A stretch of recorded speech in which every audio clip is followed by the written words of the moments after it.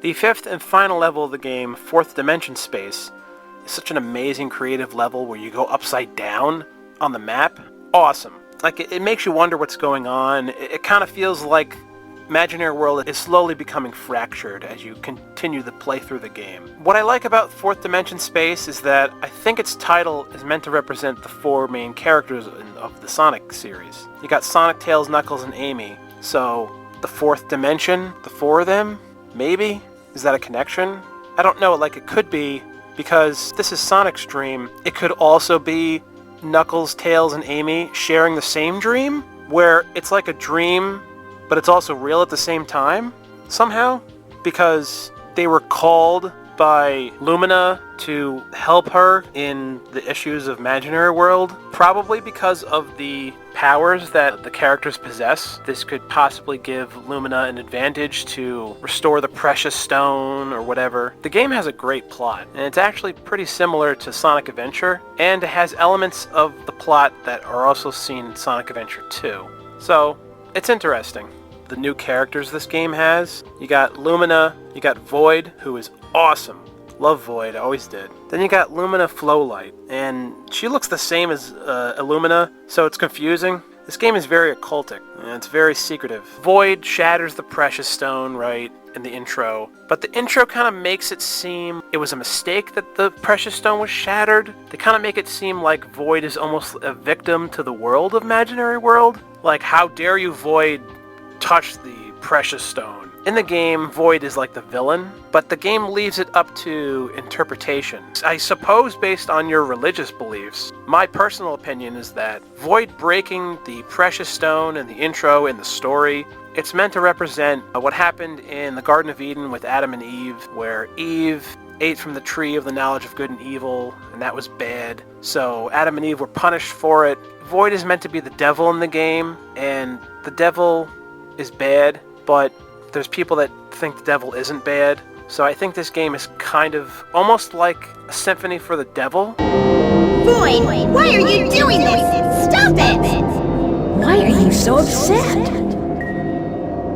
Is it something I did? I didn't do anything wrong.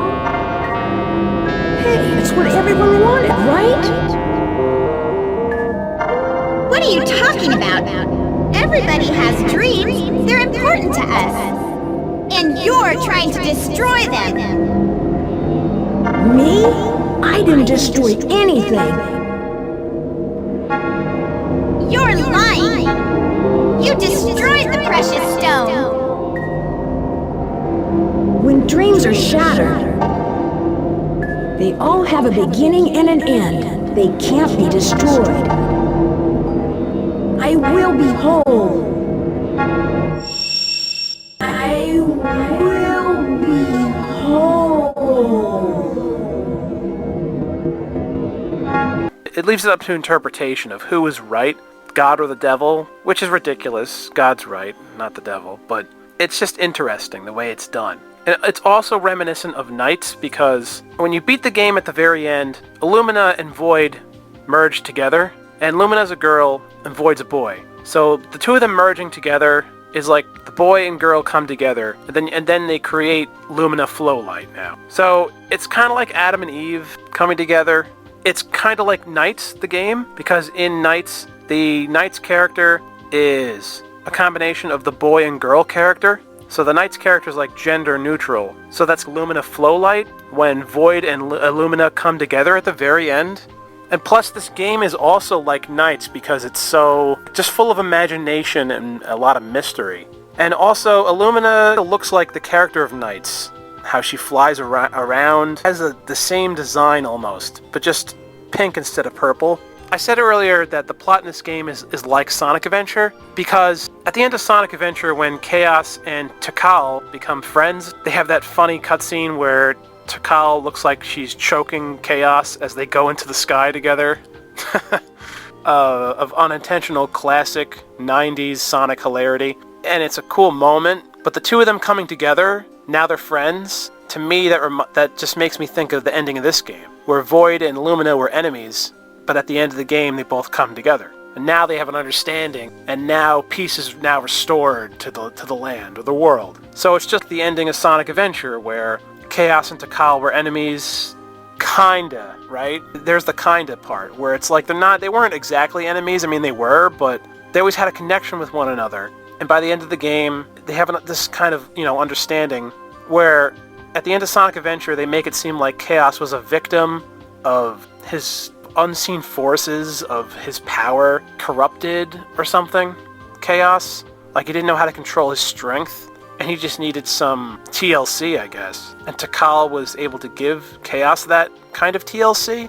And so at the end of Sonic Adventure, Chaos was able to find peace, where Void realizes he did something wrong and he didn't mean to. And throughout the game, he's a villain, but now at the very end, he's like not anymore. And now Void joins forces with Illumina, and now the two become one. And now peace is restored. So the last thing I'm going to end this video on is just a little tidbit of E102 Gamma being a secret playable character in this game. I love that because we get to see one of the greatest Sonic characters return. But as a kid, I always thought it didn't make any sense. Because isn't E102 Gamma supposed to be dead?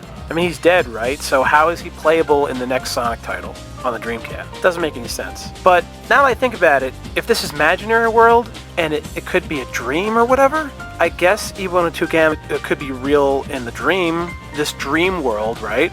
Plus, I also think if they make another Sonic Adventure title, and they probably will at this point, but of course, all good things take like 10,000 years to come out nowadays, as opposed to the good old days where great things were coming out every month. But any fucking way, in a possible Sonic Adventure 3 title, my idea is that I want them to bring back E102 Gamma back from the grave.